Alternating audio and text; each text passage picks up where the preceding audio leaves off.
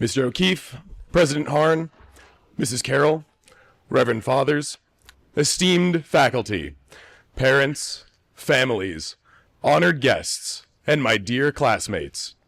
It is my profound honor to welcome you all to the commencement exercises of the class of 2026.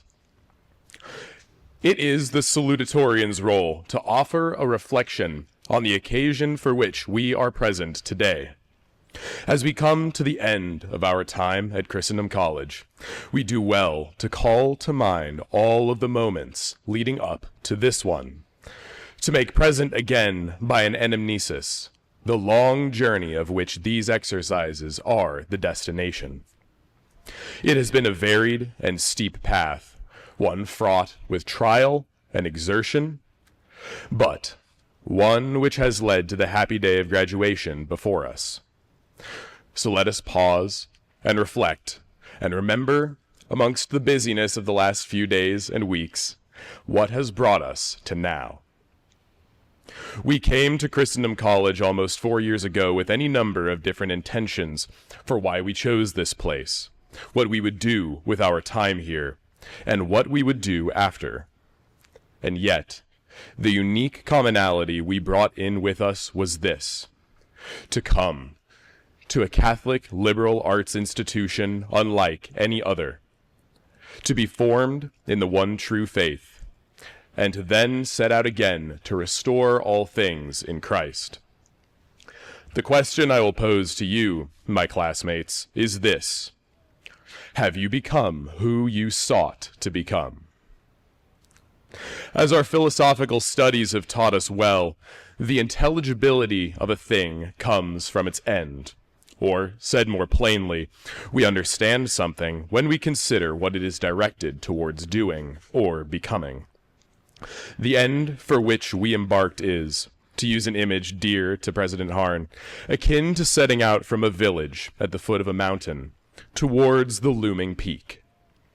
In this time, through the rigorous application of our intellects to the liberal arts which make men free, we made an ascent of that mountain. Coming from backgrounds of many sorts, from Hawaii to the United Kingdom, we as a cohort were brought together for the study of truth. The core curriculum instructed us in the founding, the building, the glory, the cleaving, revolution, and crisis of Christendom. Our historians, those keepers of the stories of the dead, told the tales of yesteryear and how then came to now. The study of literature gave us anew our own heritage of storytelling. The natural sciences and mathematics gave us insight into the workings of a world wonderfully made. We studied the political sciences, how to engage with the landscape we find ourselves in. 6 semesters of philosophy and theology were the highest, looking at the peak with our own powers of reason and the gift of divine revelation. In areas of course study and our specialized majors, we ascended the mountain of truth.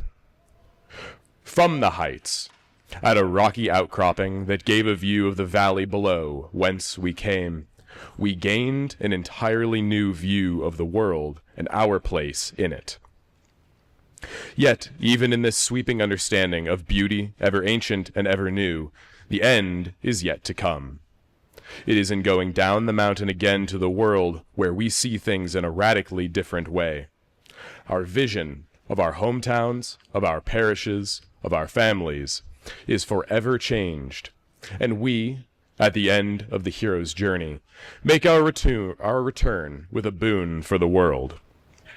A speech on the going out from here, however, belongs to our valedictorian.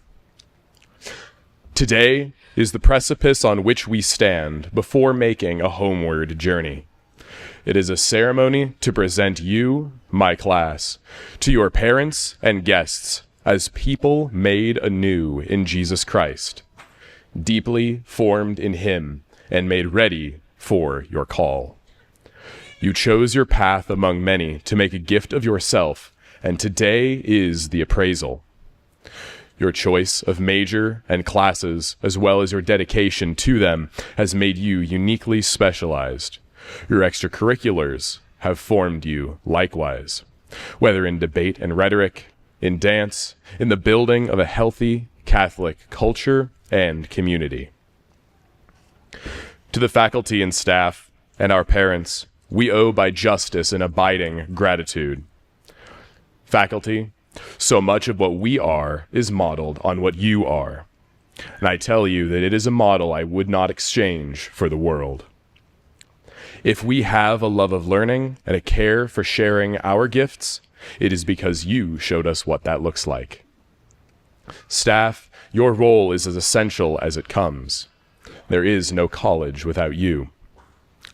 And to our parents, I extend a similar thanks to Dr. Harn from last night. All that has been built these 4 years is on the foundation which you laid. You have our thanks now and always. Father Pollard, we also have you to thank on this last day. I, and many others, are convinced that in and behind your wit and wisdom is a living saint who has guided us in walking with Christ, and we will miss you. But turning back to my class, I ask you again, have you become who you sought to become? Have you become the men and women of Christ, sons and daughters of the Father, the apostles of a new day, the free and holy people that you were called to become? As I look into your eyes, I say with the utmost confidence and pride, you have. This day, our graduation day, brings together every weave and thread of our 4 years to present in a marvelous tapestry of every color, your achievements, your growth, and your character. Today is a day of celebration and thanksgiving for a gift received, a formation of the whole person to the end of restoring all things in Christ. We have dared to be great. Rejoice, for today is your day of triumph. Thank you, and may the God of all blessings keep us in his grace now and in the years to come.